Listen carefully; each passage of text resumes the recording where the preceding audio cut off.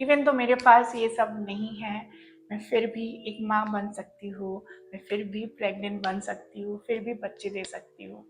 सच बताओ तो एक औरत बनने से ज़्यादा मुझे हमेशा से एक माँ बनना है। एंड उसीलिए ही मैंने कभी अपने ट्रांजिशन में हड़बड़ी नहीं। अगर ये मेरा वीडियो आज से 10 साल बाद भी कोई ट्रांस गर्ल देखेगी तो I will be very happy अगर वो अपना यूटेरस ट्रांसप्लांट करा के she will produce her own children, she will give birth to her own children. जब तक आपकी ये सोसाइटी हम जैसे औरतों को अपनी बहू, अपनी बेटी, अपनी बीवी और किसी बच्चे की माँ के रूप में नहीं देखती है ना, तब तक उस रेस्पेक्ट का कोई फायदा नहीं होगा। जिस देवी को पूज रहे हो उस देवी जैसी अगर कोई औरत तुम्हारी लाइफ में आती है तो उसकी इज्जत तुम नहीं करते हो। And at the end of the day, I wanted to become the mother of his children. Hi guys, my name is Anya. Welcome to my YouTube channel.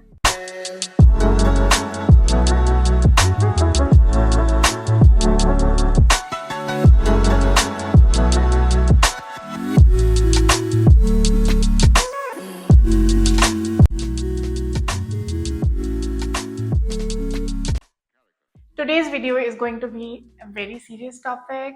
Those who are new to this channel, let me introduce myself. My name is Anya. I'm a woman of transgender experience. I live in Bangalore. So, those of you who don't know me, I make content on YouTube and Instagram. So today's video is a bit serious. It's about how I got pregnant. So guys, सुन के आप लोगों को बहुत shock लग रहा होगा कि आन्या तुम प्रेग्नेंट कैसे हो सकती हो।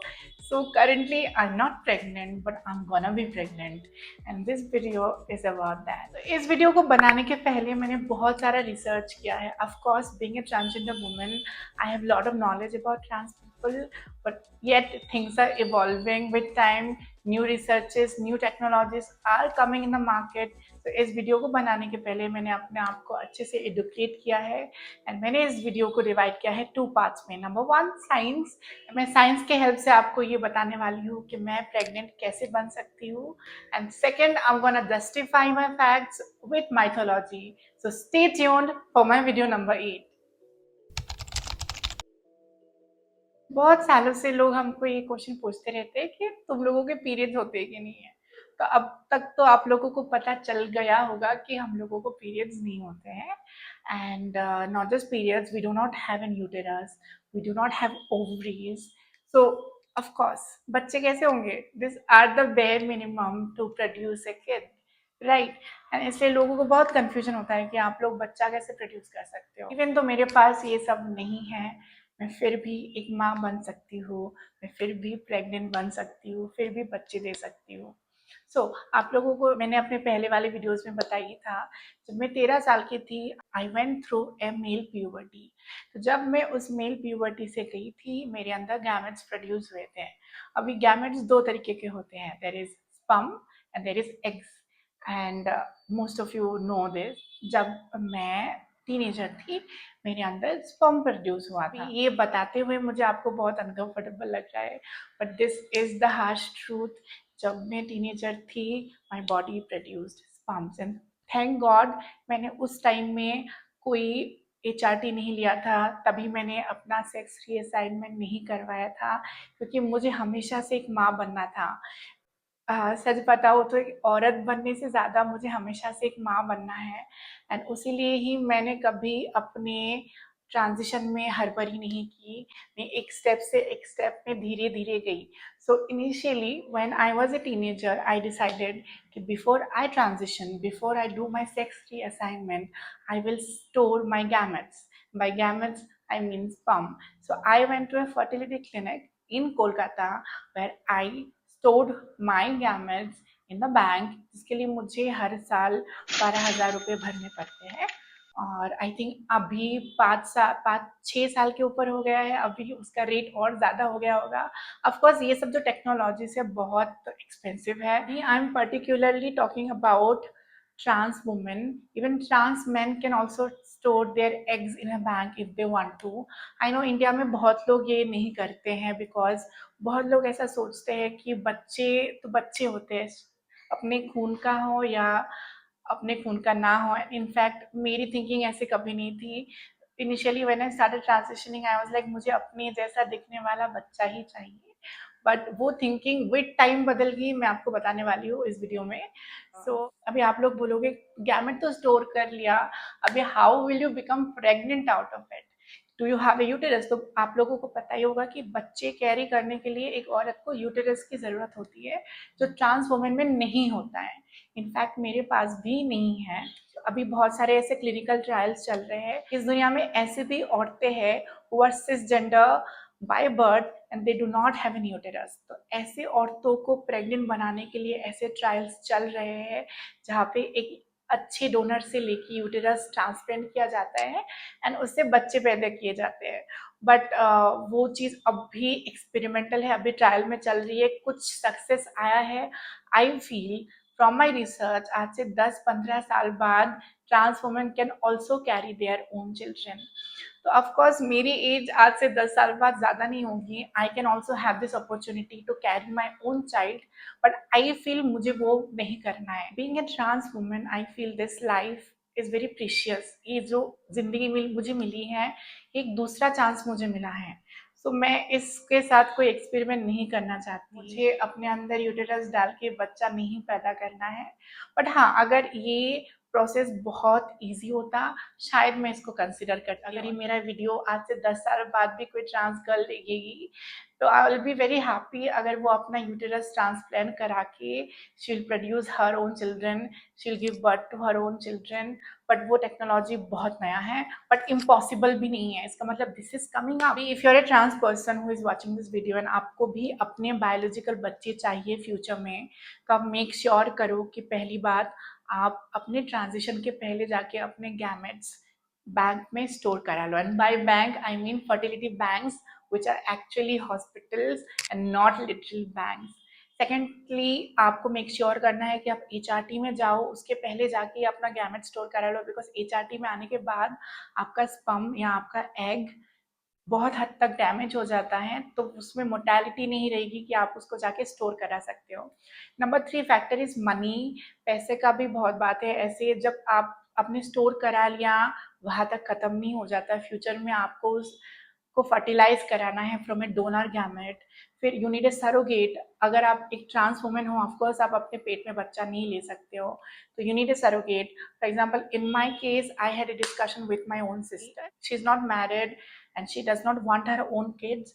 तो मैंने उसको हमेशा ये रिक्वेस्ट किया कि अगर मुझे फ्यूचर में कभी अपने बच्चे चाहिए and if I'm married to someone, would you like to have my kid? So if you have someone in your family जो आपके लिए ये फेवर करे, जो आपका बच्चा ले पाए, या अगर आपको कोई सरोगेट मिल सकता है, तो आप ज़रूर इस प्रोसेस के थ्रू से जा सकते हो। Number 4 is legal requirement. So बहुत सारे ऐसे कंट्री हैं जहाँ पे सरोगेसी अलाउड नहीं है, जैसे कि इंडिया में भी एक टाइम पे वो बैन कर दिया गया था। तो आप ये भी देख लो अगर आप कौन से कंट्री में हो, शायद पाकिस्तान या बांग्लादेश में वो सब अलाउड नहीं है। आई नो ट्रांस लोगों की लाइफ ऐसी होती है ना कि आप वो लोग ट्रांजिशन कर ले वही बड़ी बात है।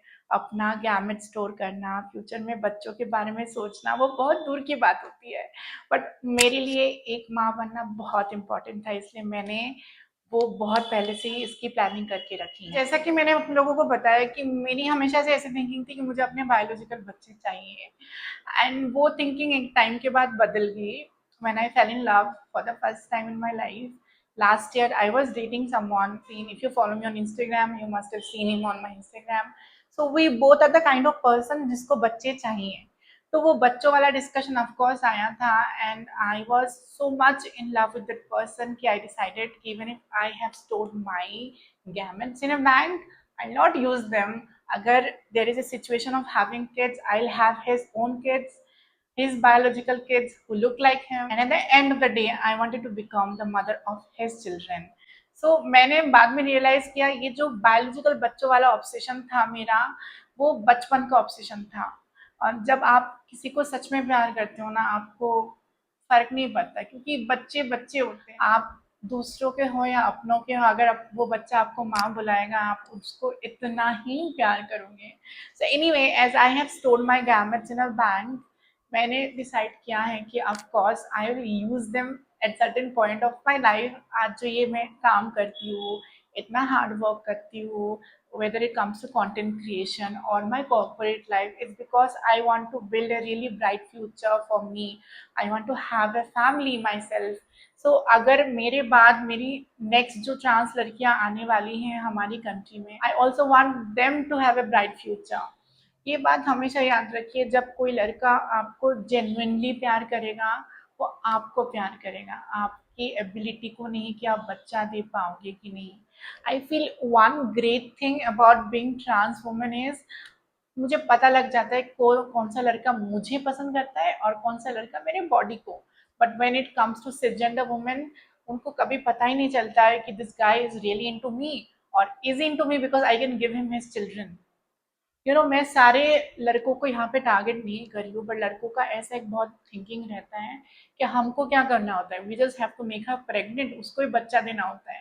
So guys are very bent towards having children, उनको बाप बनना होता है हमेशा, राइट। बट असल माँ हम औरतें ही बनती, क्योंकि हमको पता है कि एक बच्चे बनने के लिए हमको कितना स्ट्रगल करना पड़ता है। When it comes to cisgender women, so much hormonal changes they have to go through, weight बढ़ जाता है, प्रेगनेंसी के बाद वेट कम नहीं होता, बाल गिर जाते हैं, मूड स्विंग्स होते हैं, इन सबके साथ एक रोते हुए बच्चे को रात को सुलाना पड़ता है। When it comes to us trans women, it is again so difficult. पहले तो अपने ट्रांजिशनिंग के पहले जब आप इतने कम एज के रहते हो, तब जाके उसको बैंक में स्टोर करो, फिर फ्यूचर में उसको फर्टिलाइज करो, उसमें पैसे तो जाएंगे जाएंगे, प्लस उसके ऊपर सरोगेट ढूंढ के निकालो। तो of course it's so much difficult for trans women as well, being a mother is so much difficult for us, but वो लोग समझ नहीं पाते हैं। ऑनेस्टली जब मैंने लास्ट टाइम डेट किया था, certain point of our relationship जब वो खत्म हो रहा था, आई हैव ऑलवेज फेल्ट कि I am being rejected because of the fact कि मैं उसको बच्चे नहीं दे पाऊंगी। मेरी फैमिली अगरतला में रहती है एंड आज मैं बैंगलोर रह रही हूँ अपनी मम्मी से बहुत दूर। अगर वहाँ बैक होम किसी के साथ कुछ हो जाए, मुझे एक फ्लाइट का टिकट करा के जाने में कितना ज़्यादा टाइम रह जाएगा, पर मैं अपने करियर के लिए मुझे यहाँ रहना पड़ रहा है। एंड द अपकमिंग जनरेशन, उनमें तो बच्चे हमसे और दूर रहेंगे। मैं हमेशा ये सोच के चलती हूँ, अगर फ्यूचर में मेरा बच्चा हुआ, आइदर बायोलॉजिकली और एडॉप्टेड, मेरा बच्चा 18 के बाद मेरे साथ कभी नहीं रहेगा, वो कभी ना कभी अपनी पढ़ाई के लिए बाहर जाने वाला है। अगर मैं अगरतला जैसे छोटी शहर में रह के being a trans women, if I come from Agartala to Bangalore, I am very sure my kids will go to western countries to pursue their education and job. मैंने ऑलरेडी ये माइंडसेट रख लिया है कि अगर मैं माँ बनूंगी तो मैं माँ बनने के लिए बनूंगी, इसलिए नहीं बनूंगी कि मेरा बच्चा मेरा सहारा बने, क्योंकि वो सब एक्सपेक्टेशंस आप नहीं रख सकते हो। आई थिंक मोस्ट ऑफ मेरे जो व्यूअर्स है यूट्यूब में, आप लोग बहुत यंग हो, आप लोगों में कितने लोग अपने पेरेंट्स के साथ रहते हो? नहीं, right. At the end of the day अगर आपके साथ कोई रहेगा तो आपका पार्टनर रहेगा, and that's what I told my ex boyfriend कि इन द एंड मैं तुम्हारे साथ रहूंगी, कोई बच्चा नहीं रहने वाला। अगर तुम किसी के साथ इसलिए रह रहे हो क्योंकि वो तुम्हें बच्चा दे सकती है, ऐसे रहने का कोई मतलब नहीं होता है। आई एम ग्रेटफुल अगर भगवान ने ऐसे इंसान को मेरे लाइफ से छीन लिया जो मुझसे बच्चा चाहता था और मुझे नहीं चाहता था। एंड ऑनेस्टली ये जो बातें मैं यूट्यूब में आप लोगों को समझा रही हूँ इतने विस्तार से, इतने रिसर्च के बाद मैं आप लोगों के पास आई हुई है बताने। अगर रियल लाइफ में अगर किसी ने मुझे ऐसे पूछ लिया ना, फिर अगर कोई लड़का वांट्स टू परस्यू मी, अगर उसने आके मुझे पूछ लिया ना, अन्या तो कोई बच्चे हो सकते हैं, मैं डायरेक्ट मुंह में बोलती तो नहीं हो सकते। तुमको रहना है रह जाओ, नहीं रहना है तो मत रहो। पहले मुझे बहुत बुरा लगता था इस बात में कि लोग सोचते हैं हमारे बच्चे नहीं होंगे इसलिए लड़के नहीं रहते हमारे साथ। अभी सोचती हूँ अच्छा है, सोचो हमारे बच्चे नहीं होते, मत रहो हमारे साथ, क्योंकि हम कोई बच्चे बनाने वाली मशीन नहीं है, हम इंसान हैं। मैं एक औरत हूँ, मैं डिजर्व करती हूँ ऐसे किसी के साथ रहना जो इसलिए रह रहा है मेरे साथ क्योंकि वो मुझसे प्यार करता है, ना कि इसलिए क्योंकि मैं उसे बच्चा देने वाली हूँ। इंडिया में जितने भी रिलीजन है मैं सबको बहुत रिस्पेक्ट करती हूँ, पर I am a proud Hindu. मैं हिंदुइज्म को फॉलो करती हूँ और बचपन से हमेशा अपनी मम्मी से, अपनी दादी से, टीवी सीरियल में, हर जगह किताबों में मैंने हिंदुइज्म की बहुत सारी स्टोरीज पढ़ी हैं। और उनमें से एक स्टोरी थी जब महादेव अपनी फर्स्ट वाइफ के मरने के बाद बहुत सैड हो गए थे एंड वो समाधि में चले गए थे, एंड उसके बाद उनको उस समाधि से उठाने के लिए देवताओं ने कामदेव को भेजा था।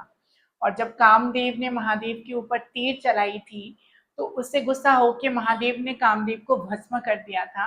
आप लोगों ने तो ये स्टोरी सुनी होगी। और वहां पे और एक स्टोरी भी थी जहाँ पे कामदेव की वाइफ गुस्से में आके महादेव की सेकंड वाइफ पार्वती को शाप दे दिया था कि आप अपने पेट से कभी बच्चा ही नहीं दे पाओगे। एंड गॉडेस पार्वती, उन्होंने रेस्पेक्टफुली उस श्राप को अपनाया। और हम लोग जानते ही है जो उनके दो बेटे हैं कार्तिकेय और गणेश जी, वो देवी पार्वती के पेट से पैदा नहीं हुए थे। She is the mother nature, she is goddess Durga, she is Kali. अगर वो अपने पेट से बच्चे नहीं दे सकती and still she is a goddess, तो why are we not accepted? ये जो समाज है ना हमारा दोस्तों, बहुत हिपोक्रेट है यार। बंगाल में आप ही देखो, दुर्गा माँ को इतना पूजा किया जाता है और इधर बंगाल में ही इतने सारे रेप केसेस हो रहे हैं। एक तरफ आप एक औरत को इतना पूछते हो, आप बंगाल में जाओगे ना, वहां किसी देवता को नहीं पूछते हैं, वहां देवी को ही ज्यादा पूजा जाता है। आप बंगाल छोड़ो, मेरा होम स्टेट त्रिपुरा, या आप आसाम में देख लो कामाख्या देवी, हर जगह औरत को पूज रहे हो। तो उस तरफ जिस देवी को पूज रहे हो, उस देवी जैसी अगर कोई औरत तुम्हारी लाइफ में आती है तो उसकी इज्जत तुम नहीं करते हो। तो अगर भगवान दुर्गा अपने पेट से बच्चा नहीं दे सकती, जो पूरी जगत जननी है, पूरी दुनिया की माँ है वो, अगर वो अपने पेट से बच्चा नहीं दे पाती है, you are still worshipping her, तो अगर हम being a trans woman, if I can not give birth through my uterus, अगर मैं पेट से बच्चा नहीं निकाल पाती, तो मैं तुम्हारी रेस्पेक्ट और एक्सेप्टेंस की हकदार नहीं हूँ क्या? ये जो बातें मैं बस यहाँ पे जो हिपोक्रेट लड़के हैं हमारी सोसाइटी में उनको ही नहीं बोल रही हूँ, ये बातें मैं वो पेट्रियार्कल थिंकिंग वाली औरतों पे बोल रही हूँ, जो अपने बेटे को हम जैसे औरतों से बचा के रखते हैं कि हमारा काम बच्चा देना ही होता है क्या? ऐसे भी लड़के थे मेरे लाइफ में जो मुझे परस्यू करना चाहते, they were in love with me and they didn't care कि मैं ट्रांस हूँ, बट उनके फैमिली से मनाई थी मेरे साथ। क्यों? क्योंकि मैं उनके फैमिली को बच्चा नहीं दे पाऊंगी। तो ऑल दोज जजमेंटल आंटीज, मैं ये बोलना चाहती हूँ, जिस देवी को आप पूछते हो ना, अपना पूजा घर बना के रखे हो घर में, वो देवी ने अपने पेट से बच्चा नहीं दिया था। और आप ये एक्सपेक्ट करते हो कि मैं आपके बेटे के बच्चे को अपने पेट से निकालूं? पहले हम औरतें घर छोड़े, अपना करियर छोड़े, और फिर ये आप एक्सपेक्टेशन रखते हो कि हम अपने पेट से आपके बेटे का बच्चा निकाले, उसको रात रात भर पाले, और आपका बेटा क्या करे? उसका तो करियर ठीक है, उसका बॉडी ठीक है, उसका कोई मूड स्विंग्स नहीं है, उसकी लाइफ सही चल, ऊपर से इन मैरिड आदमियों को चीट करने की आदत तो है ही, राइट? ये सब इनका चला रहे। और जब हम औरतें इतना कॉम्प्रोमाइज करते हैं, कोई नहीं देखता। I am not just targeting men here, I'm also targeting women of patriarchal mindset. So I want to conclude this video with saying that I'm a trans woman. I can have my own biological kids, but still I might decide to adopt a kid in future. ठीक है? Being a man, अगर तुमको मुझसे इसलिए शादी नहीं करनी क्योंकि मैं अपने पेट से तुम्हारा बच्चा नहीं निकाल पाऊंगी, मत करो। And if being a woman, if अगर आपको अपने बेटों को हम जैसे औरतों से बचा के रखना है, प्लीज रखिए, हमको भी आपका बेटा नहीं चाहिए। हर वीडियो में मैं बहुत हंसती रहती हूँ, आई नो, बट ये टॉपिक मेरे लिए बहुत सेंसिटिव है, क्योंकि आई फील मैं खुद से माँ बनना चाहती थी हमेशा। मैंने खुद से इतना स्ट्रगल किया अपने लाइफ में, बट ये जो सोसाइटी है उनको ये थिंकिंग है कि हमारे बच्चे नहीं हो सकते, तो उस थिंकिंग की वजह से वो हमसे एक डिस्टेंस बना के रखते हैं। तो मुझे बहुत गुस्सा आता है उस बात से। This is not right, this is not fair. The problem is guys, हम जैसे लोगों के लिए रिस्पेक्ट तो है, क्योंकि कुछ माइथोलॉजिकल स्टोरी में, हिंदुइज्म में हम जैसे लोगों का मेंशन किया गया है, पर रेस्पेक्ट की जगह में एक्सेप्टेंस कहाँ पे है?